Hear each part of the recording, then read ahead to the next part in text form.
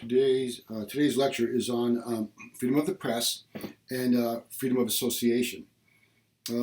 Okay, in general, the press has special rights, yes, in terms of those that are conferred on them by just free speech. The New York Times versus the United States. This is on the Pentagon Papers, which I mentioned in an earlier lecture, which goes back to 1971. We'll look at that case. The press is not immune from subpoena or search warrants. Now, typically in the past, when that's been the case, what we've had reporters or newspapers refusing to turn over documents and the like that have been subpoenaed, which usually means that they take someone, usually the reporter, and they lock him or her up, and they give them a certain amount of time. It's nothing serious in terms of like a year, but they might give them 4 or 5 days and say, now will you turn this over? Typically because they want to keep their credibility. You'll get you'll get newspaper folk or media folk that will say, no, I'm not going to do it. After a while, it becomes pretty obvious that they're not going to honor the subpoena or what have you, and they're released.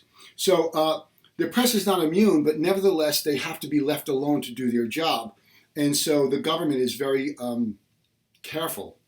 The media, especially newspapers at one time, were considered the third estate. So meaning that they were going to, they played a vital function in keeping, sort of freedom of speech and the ability to inform people alive. Now, what you think about the structure of the government, you have the people on one end, and you have legislators and the politicians on the other.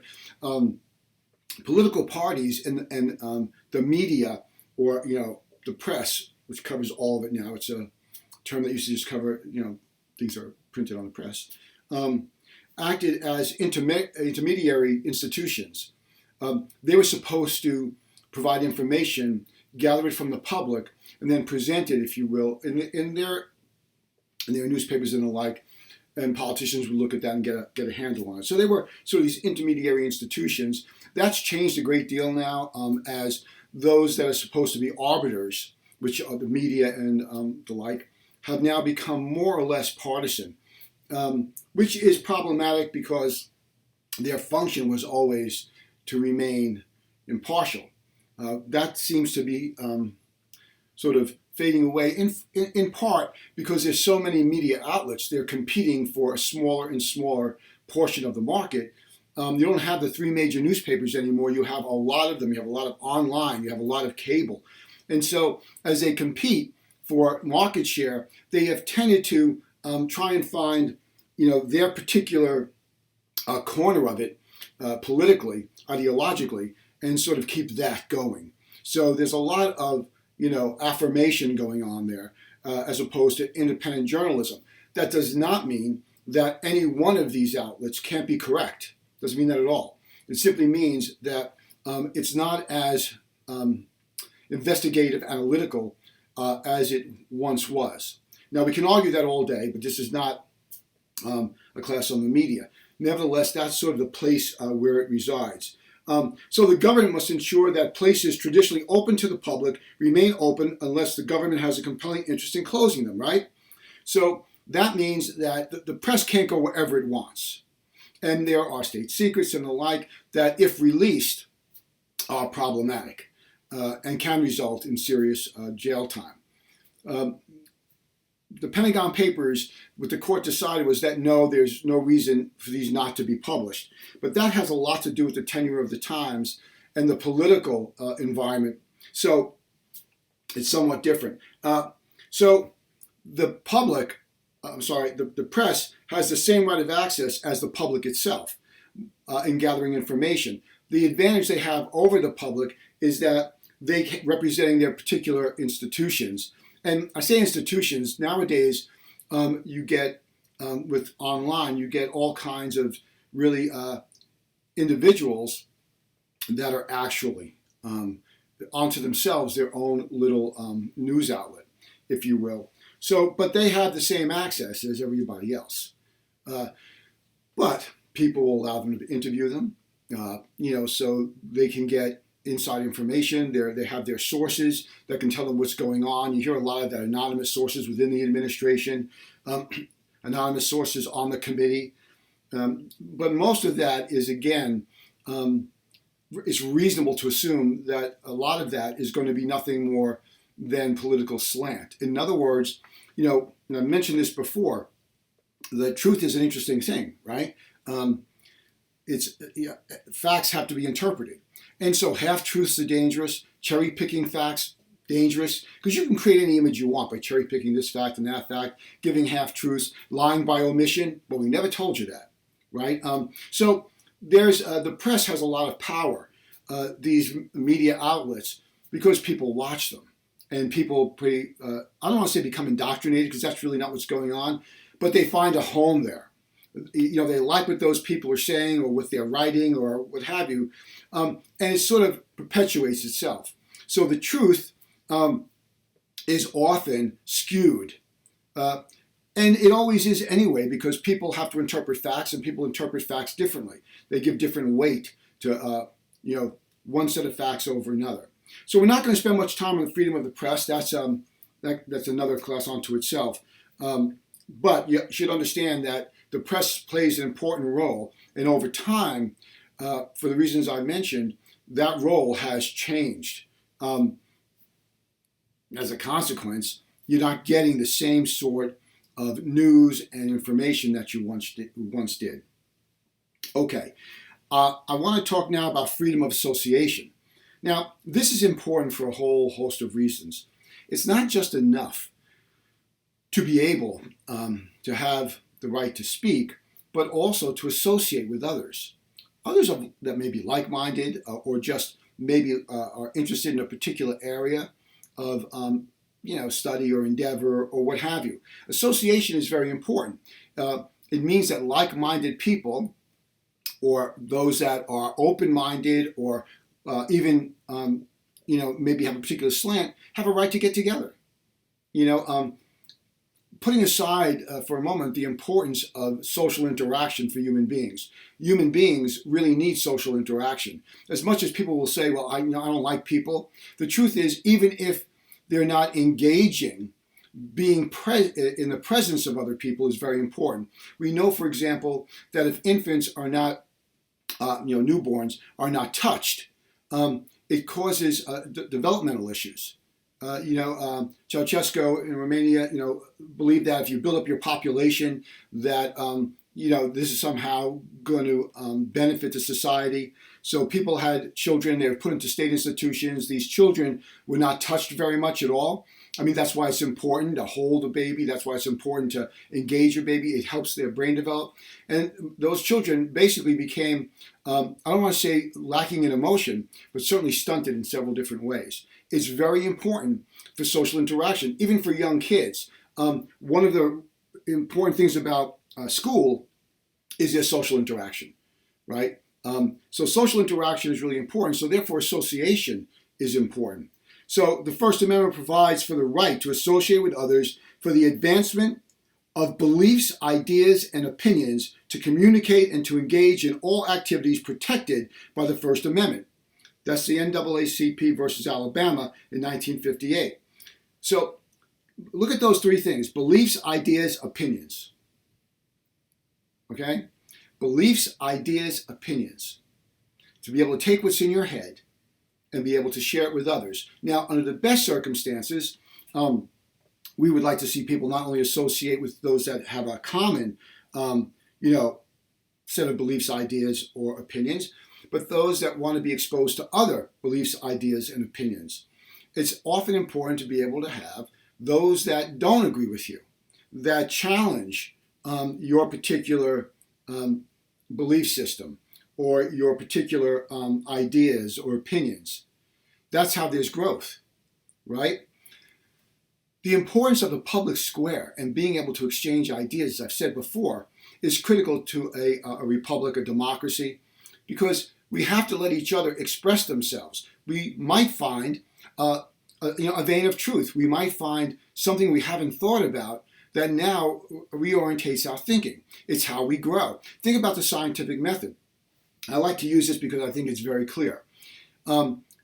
you have an idea, you employ the scientific method to explore it, you come to some sort of understanding, decision, or what have you, or the like, and then it goes out to the broader scientific community who looks at that, and they basically test it. They try and see if there's any weaknesses in it.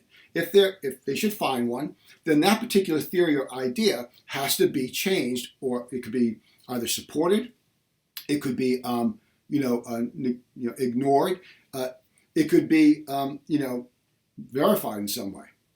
And this doesn't happen overnight always, right? Even the scientific community, it could take a long time. We used to believe this, and now we understand that. But that's because in that community, there's an open exchange of ideas. It is necessary in order to have those open exchange of ideas, in order to advance the causes of science, right?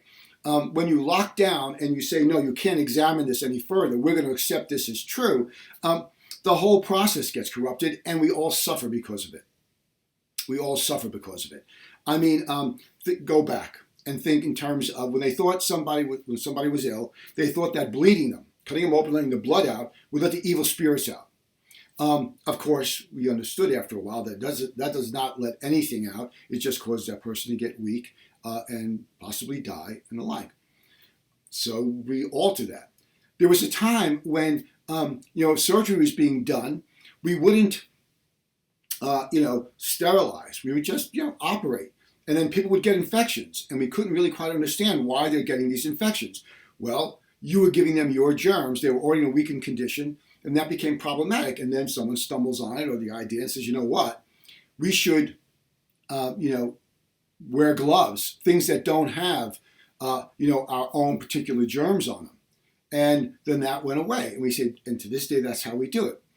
There was a time when, I might have mentioned this previously, but there was a time when, when you milked cows, when young folks on farms milk cows, oftentimes it's cold. So they would stick their feet in the bucket of warm milk just to keep their feet warm. Well, of course, their feet had germs, and those germs got into the milk. And then people drank the milk and got sick.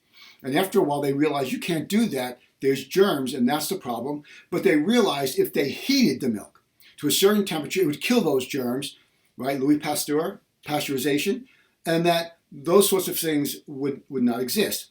It's interesting because the germs and the like came from an obvious source, right? And once you remove that source, the question becomes: are there other things that also could, make the milk? I don't want to say dangerous, but not good to drink. And it turned out that there were, but if you're careful in the processing of the milk, just getting it from the cow, you don't really need to pasteurize it. But to this day, I think if you say this is raw milk, people don't want to drink it. We've been sort of conditioned to believe, this is our belief system, that you need to pasteurize all of this. And if you don't pasteurize it, then there's going to be, the likelihood of getting ill. Okay, raw milk tastes different because it's not been heated. It's not been, certain elements have not been destroyed. But again, that's not our particular point of view on it, right? There are other ideas too that we need to explore further. But when Europeans came over, for example, they had been domesticating animals for a long time. They realized that, hey, we're going out and hunting them. We can take them, we can have them breed, and we have, ready meat, pork or what have you, right here. We don't have to go out and hunt. We have it here. And over a period of time, those animal diseases and the like, human beings were able to sort of cope with in some way, okay? I'm flying through science here, so you're going to have to forgive me for that. And then when they came here, those that were native here hunted and weren't accustomed to, animals being, domesticated, and there was some disease that it was too quick, too much. That's a story that has to be explored more. It's interesting, but nevertheless, we can see that ideas, opinions, things only get better if we discuss them. As soon as we think that we are, the depository of all that's true, and that we understand everything, this creates a grave danger to the quality of life, our own included, and the advancement of, human beings. We don't do it that way. We exchange ideas. Even in my field, there are theories. We explore them, we look at them, and go back and forth. They go into journals and people examine them. And then there's always a bit of tweaking that goes on as we understand more and more. It's very complicated to understand human nature and how it's going to respond or act in any given situation. That being the case, it's a moving target. In the sciences, it's a little bit different, right? You can sort of focus on the particulars, and those particulars don't really change so much. All right, so association is really important. Another element of that is by having other like-minded people, it gives some strength and some truth to your idea. Others believe this as well. Others have this same opinion. And when you coalesce, you bring together all those people that share that opinion, belief, or the like, you can have a movement that tries to convince others that this is the way that they should view the world. And that changes things. Think about civil rights movement. Think about, women's rights. Things develop over time. Now, here's the thing. When you alter things and you come up with something that is more exacting, more correct, is better for human beings, however you want to term that, if you look back, you understand, okay, this is where we were, here's where we've come. But you can't change the past. You can learn from it. You can try and understand so that the next time, the next thing comes up, you don't have the same reaction to it, that your reaction is better informed. But you can't go back and change it. If you try to do that, or if you hold people accountable today for what happened 100 years ago, it becomes problematic because nobody was around 100 years ago. In 100 years from now, this moment, certainly in 110 years, nobody will have any firsthand knowledge of you ever existing. Nobody, right? If you have a child that's 1, in 100 years they'll be 110. They'll be 110. They're not going to be around. So it's very important we learn from the past and we carry it forward as accurately as we can because we don't have the benefit of having lived through it, so we understand it fully. We understand it fully. Try and explain things that go on in your life 20 years from now, right? Try and explain yourself when you were 20 years younger. It's hard to do. And people can judge you very easily based on that. Okay, so association is important because, believe it or not, just by associating, no one has exactly the same point of view. Not exactly the same point of view. They believe the same thing, but there are allowances for differences, and those things even inform that inner circle of people that share your particular belief or your ideas or your opinions, right? Opinions change. You learn things. The higher realization flourishes through action. You do, you learn. You think, you learn. And when you learn, you make tomorrow for you better informed, and your life, the quality of it increases because you understand more, right?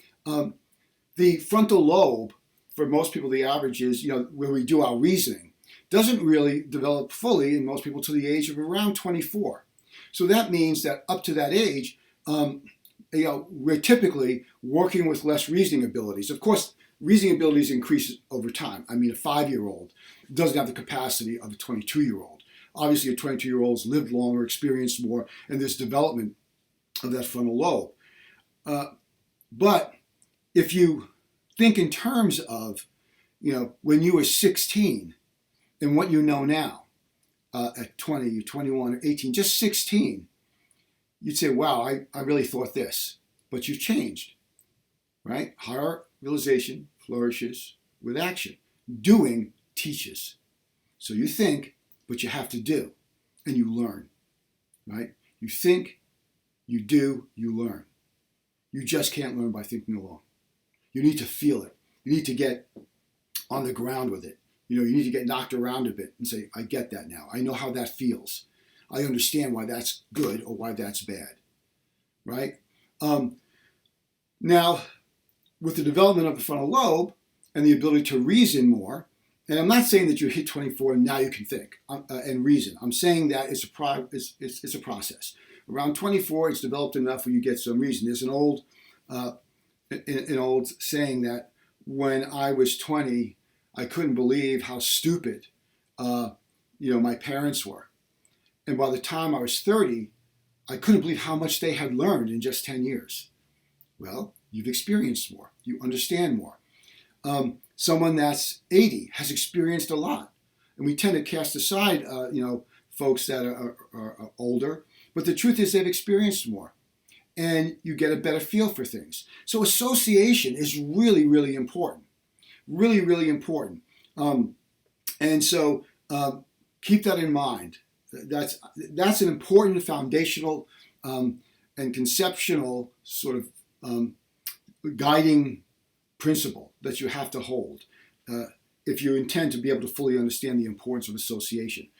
You want to break people away from each other, you can isolate them, and that's not a good thing, right? That's not a good thing. That's why in prison, if you're problematic, they put you in solitary confinement, being alone.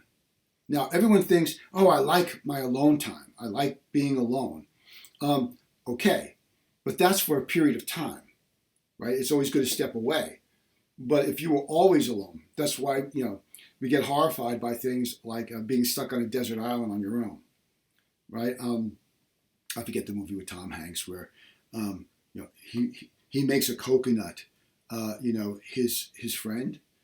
So he has someone to communicate with. I forget the name he gives it. But nevertheless, that's what happens. We need that. So if you, as a society, make it illegal for people to do this, it's really going to be a breakdown of society. It's very hard to avoid that. And people will seek each other out anyway. They'll find a way to connect with one another. All right, think about family now. Family is the fundamental association. Why? You automatically have things in common. That association is based originally in commonalities. Now, as you grow older, you like different things, you move away, things change. But fundamentally, you are always tied to each other because of that connection. That association is primary. The family is primary. It teaches us so much about association and about ideas and getting along with people and that sort of thing. So if we break up the family, we're really breaking up a fundamental form of association that's really important to our development. Okay, so let's talk about specifics now. First, let's talk about compelled disclosure, right? Lawful associations. Okay. A law is unconstitutional, right, if it compels disclosure of membership in a lawful association where disclosure subjects members of the organization to sanctions, reprisals, or public embarrassment. Right? Again, it's NAACP versus Alabama. So 1958. So what's the idea here? Giving out a list of people. Think of people that may believe in socialism. Giving out that list makes those people more vulnerable. And they have a right to privacy. They have a right to be part of something and not necessarily be exposed. Now, there's an exception, right? And this shouldn't surprise you. If there's a compelling state interest, right, that's implicated in it, then you can do it. And this is Buckley versus Vallejo in 1976. Again, the government, if it has a compelling interest in knowing who's in that group, they should have access to it. So, for example, if you have a terrorist group and it's made up of all these people, you want that list. You want to know who's in that group because they do harm to the public at large. I'm not going to get into how we define what is and is not a terrorist group. That's political in nature in some instances, and other we sort of know it's pretty obvious because they're terrorizing people, terrorism, right? But the government has to have a right to intercede. Now, you'll notice that that's a common thread here, right? Throughout all of this, that the government has a right to be involved, and maybe under those circumstances have a compelling interest. Once the court says yes, that's compelling, and you have a right to act, the court has said, okay, go do it, and they're the final arbiter of the law. So when we talk about those exceptions, it's always for the government. And the idea is it advances the well-being of everyone for the government to do that. That's another area of incredible argument. Policy making, policy analysis. It's very complicated because it's not just coming up with the policy. Policy is developed to address problems, right? Got a problem, we address it through policy, then it gets executed. This is its simplest form. But how it gets executed, right? How the policy gets developed may not really appropriately or consistently address the issue, right? Integration, for example, when Brown versus the Board of Education, when the court decided that integration was necessary, right, and proper, as the government tried to integrate, they didn't necessarily do it in the best way. Could you force that? Could you just start busing people all over the place, taking people out of their own environments and putting them in other environments? How would that work? How would you execute that? Is that something that really needs to take place over a longer period of time? And if it does, what about the wrong and the harm and the hurt it does during that period of time? I mean, these are not simple issues. So you move quickly. Now, there were some governors in southern states that said, we're going to do this, but we need to analyze this and analyze that. And at some point, the court said, no, you're taking too long. President said, you do this, governor, or I'll take over your state, and I'll do it. So these things are, resolving issues. Sometimes the issue needs to be resolved right now, but it's difficult to do right now. And then you attempt to do it right now, and there's benefit from it, and there's also certain consequences of it, and you have to weigh those. So nothing is simple in that way. Okay, so let's talk about that was compelled disclosure of who's in your group. Let's talk about public employees. Now, right away, once you hear the word public, that this changes the environment a bit, right? This changes how we view things. So public employees, the inquiry into fitness or competence, right? Inquiry into this fitness or competence of applicants for public employment may be unconstitutional because it chills freedom of association. Stop and back up. What we're saying here is that looking at someone's background and what groups they belong to, and then not hiring them may be a way of limiting expression. I have a right to belong to those groups, and yet I may be held to a different standard because you decide that group is problematic in some way. Now, the group could be, but you can't just do that without some justification for it. So it chills freedom of association, right? That if you belong to that group, you can't be here. Now, there are certain things, for example, if you're a felon, you're probably not going to be hired by a financial institution, especially if, what you did previously was, you embezzled funds from somewhere. Most banks or financial institutions are not going to want you as an employee, and that's not really association. If you associate with all these people that embezzle, that doesn't really change it. It's illegal, right? So association for illegal purposes is not association. It's not protected. Okay? Now, what about this? If they look at it, is there an exception to this? There's always some exception, right? If the inquiry is narrowly tailored to the government interest, to fitness or competence. Fitness, do you have any criminal record? Or competence, what's your background, right? The court will look at that and say, yeah, that makes sense. So looking at, who they've associated with and the associations they belong to is more acceptable. All right, so we have this compelled disclosure, we have this public employees consideration. The third thing is freedom not to associate. You can't force people to join an organization, right? Even if it's something like, a union or what have you, forcing people, to join violates, this sounds a little strange, right? The freedom not to join. It's only freedom to do something. There's freedom not to do something, to not comply. Say, I don't want to do that. You have the right to choose who to associate with, and therefore the right to choose who not to associate with, right? So a state government cannot require persons to provide for support of organizations or causes with which they disagree. You're not responsible for supporting institutions or organizations you don't agree with. So when the government takes in money, this is sort of weird, right? The government takes in money, the money belongs to them through taxes and so on. That's their money. They can spend it the way they want. So they could take your tax dollars and they can give it to an organization, endowment for the arts. And let's say you hate the arts. And you think no one should ever go, hear a concert or see a play or watch a movie or whatever it is.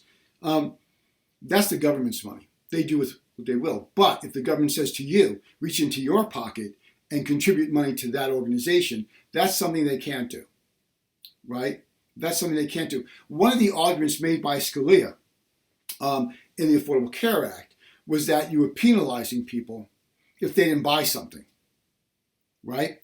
And I think the example he used is, I don't like broccoli, but you're forcing me to pay for broccoli. Why do I have to eat broccoli if I don't like broccoli? And then the argument eventually was resolved by just saying that people having to pay if they don't join was really a tax. And the government has broad authority to tax on anything they want. So it was a way of skirting the issue a bit. All right. Finally, there's a limitation. The application of a rule is limited to political or ideological associations, right? The application of rule is limited to political or ideological associations. Freedom not to associate is really to those things. That's what we worry most about. We don't really have that issue. People join political parties. They may or may not donate. You can belong to a political party without donating. People choose to belong to all kinds of organizations. And they choose not to belong to certain types of organizations. That's up to them. And because it's up to them, right, to join or not to join, it protects a fundamental freedom. Who do I get to hang out with? Who do I get to associate with? This is important. There are things that there's relatively few people that experience something. And keeping them from being able to, experience something is problematic. If you think about marriage, there was a time, right, there was the Defense of Marriage Act, right, which said that, gays could not marry. Okay, that was between a man and a woman. Hawaii, I believe, was the first state to say, yes, you can marry. And then constitutionally, other states have to respect that. So the Protection of Marriage Act was to say, no, states are not required to go ahead and do that. But it moved across the country, and now we accept it. That no, two people that decide that they want to form a union, that they love each other, and they want to, publicly and politically, legally commit themselves to each other, should be able to do that. And as we look at it now, we think, well, of course. But you go back 30 years, and it was no. A former colleague of mine, who has since passed away at the college, we had a chance to talk once, and I started asking about his background, just, not like his education, but just, hey, where have you been in your life? And he had a brother, and his brother was a gay, but was married to a woman because, it was, back then, 50 years ago, it was, you'd be scorned. And so he was a salesman, I believe it was a salesman, but he traveled from state to state, and there was someone in another state, another man, he was a man that he had a relationship with that he loved, but they kept that under wraps. There was someone from where he came from, whatever town that was, that saw this and blackmailed him. You don't want me to let this out, then I want money from you. And it got so bad at one point that he ended his life. Now think about that.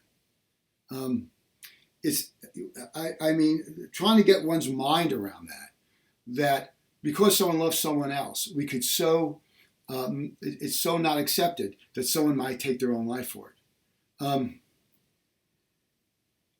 It's unfathomable today, that human beings could ever do that to other human beings, right? Oftentimes, change is difficult. And it's not easy to make transitions. But the important thing is that enough people associate and say, no, we should be allowed to marry. That forces the public debate. And then people that listen become like-minded and say, you know what? What's the harm, right? Gays in the military, for example, that was another issue.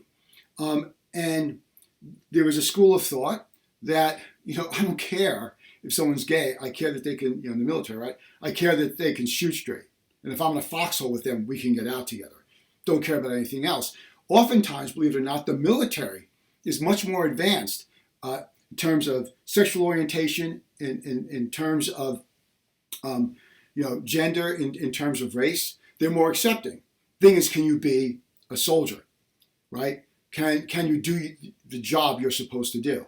We don't care about the rest of it, right? We don't care ethnicity. We don't care about gender. We don't care about sexual orientation. You're flying a plane. Can you really fly the plane? That's it. The military, in its, I think people don't necessarily like to think like this, but it's a meritocracy. For the most part, it's a meritocracy, right? Just like comedy is. You're funny or you're not. No one can master that. Sports, same thing for the most part, right? You can do it or you can't do it. So, if I owned a basketball team, they wouldn't let me on the court. I can't say, I own this team. I'm going to play. They say, no, you're not. Because here you play at a certain level or you don't play. And so it's more of a meritocracy. Very few things are meritocracies.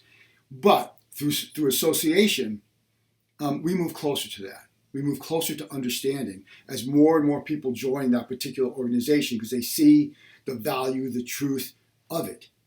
You don't get that without an exchange of ideas. And that means people have to come together that have like minds, but then be open enough to take in people that maybe have a different approach, right? That's how things get better.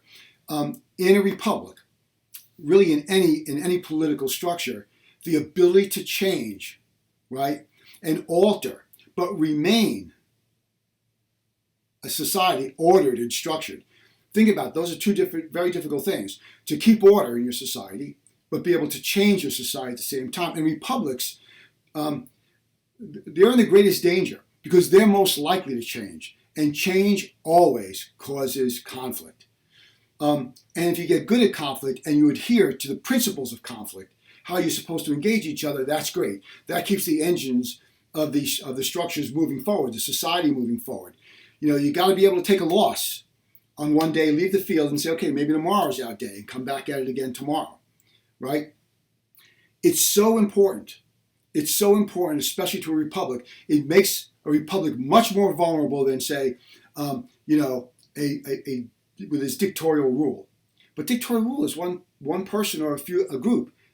That's not enough people to figure out all the ways to do things, but you can oppress people and so on, and you can move the ball forward for a while. Eventually, people will suffer things for as long as they can suffer them.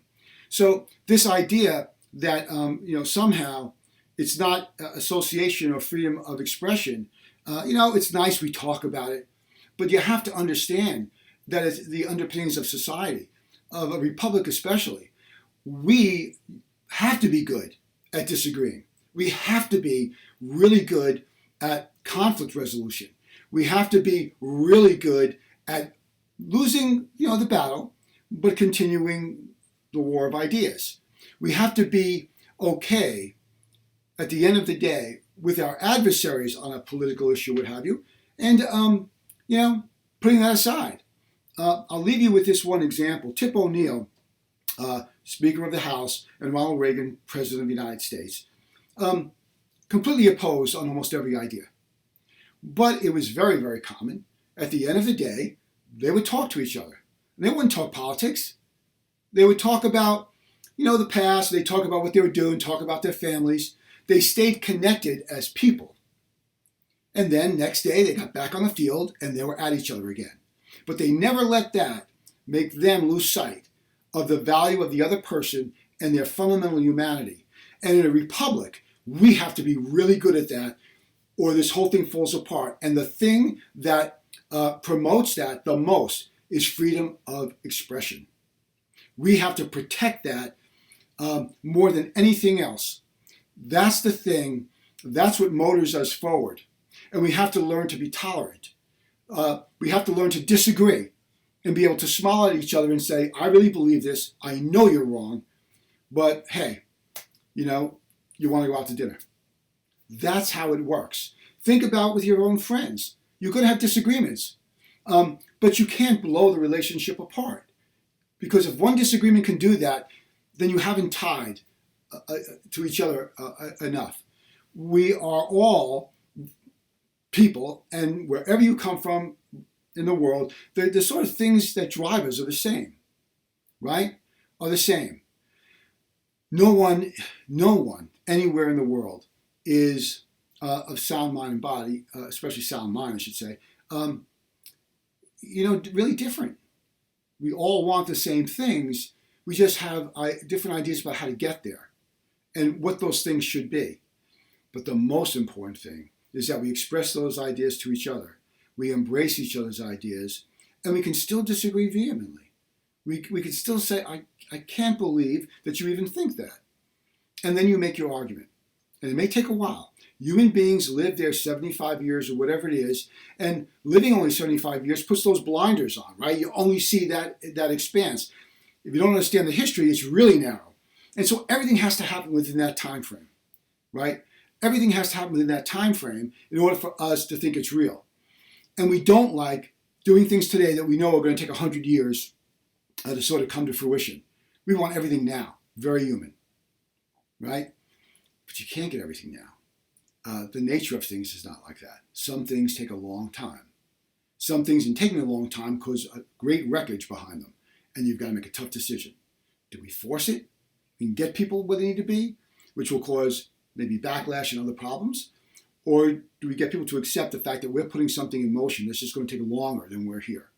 But our children and our children's children, right, will benefit from it. So I think there's to a fundamentally free society, there's nothing more important than freedom of expression. We protect it. It's the most valuable thing we have. You lose that, you lose everything. So you have to suffer it. You have to, get back on the playing field the next day, and you have to be able to support each other's right to do that. That's what's so important. And if you're successful at that, you know what begins to happen? You build a broader association, you become more tolerant, and your life gets better because it becomes more expansive, right? So, open your mind, but understand that freedom of expression is the thing we need to protect the most. We're going to talk about later on, we're going to talk about equal protection, and we're going to talk about due process. Those things are incredibly important to keep the rule of law in place, right? And to advance us. But those are also based on this concept of freedom of expression. All right, so we'll go through some cases and we'll try to illustrate some of these ideas. But if you take nothing else away from all of this first part of constitutional law 2, take away the importance of freedom of expression. When you find yourself desiring to squash someone else's expression because you find it aberrant and horrible, you've missed the opportunity to sort of help them turn a corner and move to a more productive place. All right, that ends the lesson.